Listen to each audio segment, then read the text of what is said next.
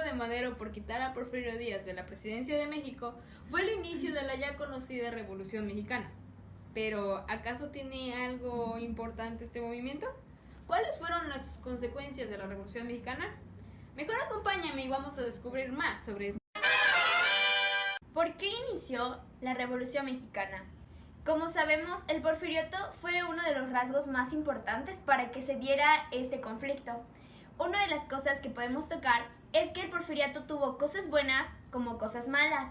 Las cosas buenas fue que en ese entonces mejoraron las vías de ferrocarril, se hizo el ferrocarril, hubo varios avances tecnológicos, además que igual se creó el submarino, pero además de eso, como que tenían la idea de que México debería mejorar en su economía, y es lo que hacían, mejoraban algunos aspectos, porque a la gente pobre, esa fue una de las cosas malas, a la gente pobre jamás les dio como que un acceso para mejorar.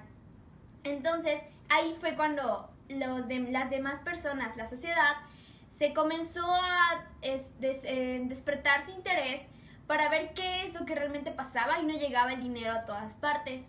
Eso fue una de las cosas que Porfirio no toma en cuenta, la pobreza, ya que antes eran tierras en donde estaban los hacendados y en las haciendas se trataba peor que unos esclavos a las personas.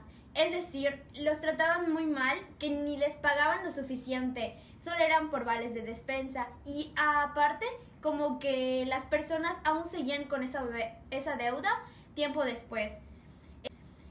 Otras cosas que podemos tomar en cuenta es que gracias a ello, Porfirio Díaz en 1910 fue cuando ya dijo que México estaba preparado para un nuevo presidente, que ya debería de comenzar la democracia, y fue cuando la sociedad comenzó a despertar su interés para que esto se diera. Fue cuando Madero, desde otro lugar del país, comenzó su movimiento, y donde otros que lo acompañaban, como Pascual Orozco y Pancho Villa, desde otros lugares del país, lo respaldaban. Madero entonces consiguió un respaldo económico de personas adineradas, y fue cuando ya escribió un libro en donde era como que el desplazamiento hacia la presidencia, porque él ya quería ser presidente. Tiempo después fue cuando Díaz se enteró de esto y lo mandó a la cárcel. Madero buscó la manera de salir de la cárcel, y fue cuando ya, por un fraude, intentó hacer que Porfirio salga del poder. Después de eso, Madero entró a la presidencia. Ya que entró a la presidencia, sus aliados, que era Pascual Orozco y Pancho Villa, no estaban contentos de que él siguiera como presidente, porque se había tardado bastante en cumplir sus promesas. Entonces estos siguieron con sus movimientos armados. La revolución tuvo diversas consecuencias, tanto políticas, económicas y sociales. Entre estas destacan el derrocamiento de la dictadura de Porfirio Díaz, la creación de una nueva constitución política por Carranza, el restablecimiento de los derechos laborales, el establecimiento de la libertad de culto, la creación de una ley de reforma agraria, la nacionalización del petróleo y, por último, la devaluación de la moneda. Libertad de culto. Con la creación de nuevas reformas, se permitió que los mexicanos pudieran vivir de manera libre sus creencias y cultos. De igual manera, se limitó el poder de la Iglesia Católica, prohibiendo los votos religiosos y el establecimiento de órdenes religiosas. Derrocamiento de la dictadura. La Revolución Mexicana logró derrocar al dictador Porfirio Díaz. Se restableció la democracia y fue posible la creación de nuevas normas, enmarcadas en un Estado de Derecho. Pero a pesar de esto, fue imposible impedir el caos político que se desató a causa de la revolución. Restablecimiento de derechos laborales. Gracias a la Revolución Mexicana, se consagró la libertad de trabajo y se implementó un sistema de protección laboral a los trabajadores. En este se garantizaba que ellos solo pudieran trabajar como máximo 8 horas al día, tuvieran derecho a un día de descanso a la semana y gozaran de vacaciones. Promulgación de una nueva constitución. En la ciudad de Querétaro se redactó una nueva constitución que otorgaba derechos individuales a todos los mexicanos. En esta se crea el voto universal y directo, se prohíbe la esclavitud, se establece la educación laica para escuelas oficiales y particulares y además se permite la creación de un Congreso con 2 cámaras, una de senadores y otra de diputados. Pero eso no es todo. El movimiento siguió hasta 1924 en el mandato de Plutarco Elías Calles, pero otros historiadores relatan que el movimiento terminó en 1920 con el poder de Adolfo de la Huerta. Realmente los historiadores deberían ir a tomarse un café y ponerse de acuerdo para elegir cuál es la fecha indicada. Pero mientras, ¿qué pasaba alrededor del mundo? Ah, sí, estaban todos peleándose en la ya conocida Primera Guerra Mundial. Ya. Esta es la batiseñal. Esta es la batiseñal. Bueno, creo que puedes cortarlo, ¿no? Fue un conflicto bélico que comenzó el 28 de julio de 1914 y finalizó el 11 de noviembre de 1918. Fue resultado de la fricción permanente causada por el imperialismo de las grandes potencias europeas. Involucró a todas las grandes potencias del mundo, que se aliaron en 2 bandos enfrentados. Por un lado, los aliados de la Triple Entente, que son Francia, Gran Bretaña y Rusia, y por otro, las potencias centrales de la Triple Alianza, agrupada a los imperios alemán, austrohúngaro e Italia. Fue una de las mayores guerras de la historia, ya que hubieron más de 9 millones de muertos en la batalla y en total se registraron 12 millones de militares frente a esta guerra. ¿Y por qué se pelearon o qué?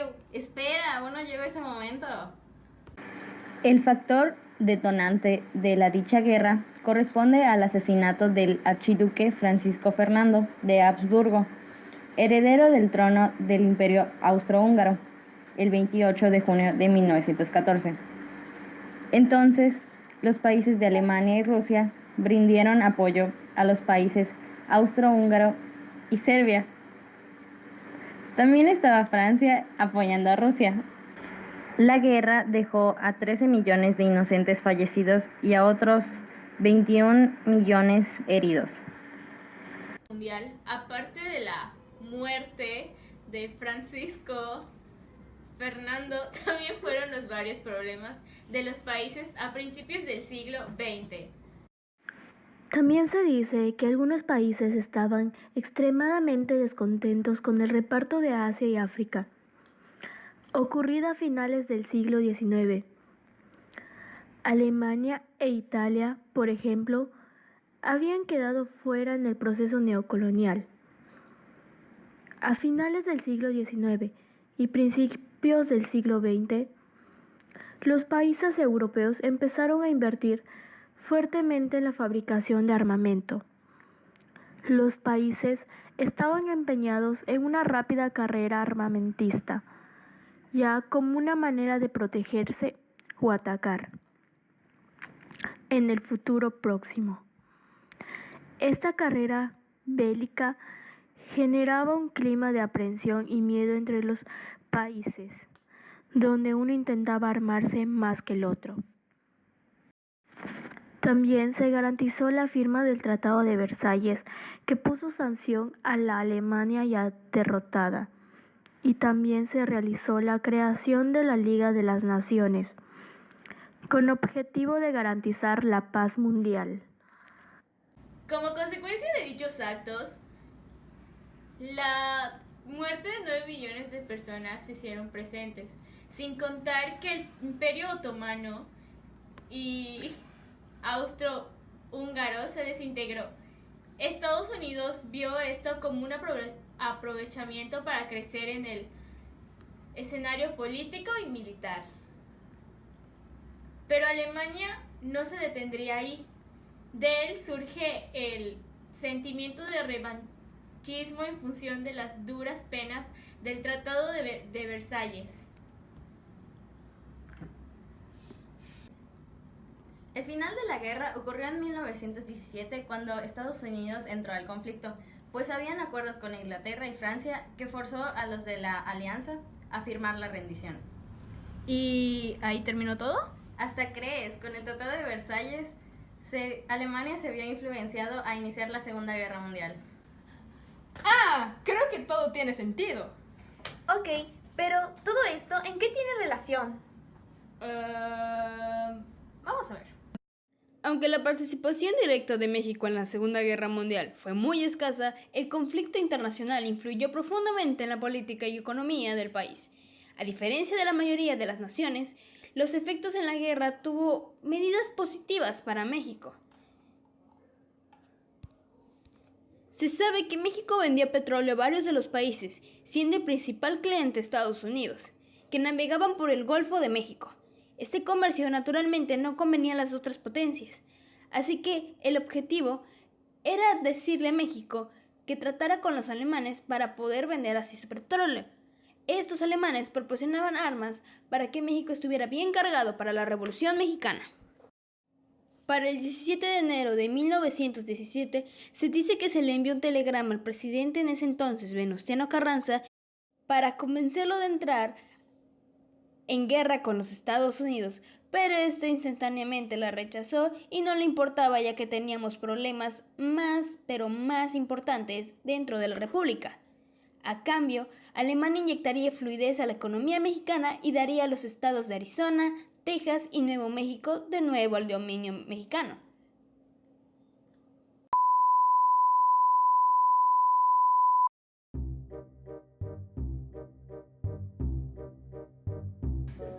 ¿Ya? Pero, Itza, acomoda. ¡Está bien! Aquí, sentadito acá. Ponte para ti para ver si se ve tal cual. Sí, solo que estés muy atrás, ¿no? Así está así. ¿Ahí? No, déjala atrás porque ¿Así? se mueve. Sí. Sí, estás bien. Sí, está bien. Bueno, está bien. Así. Hazlo, ¿no?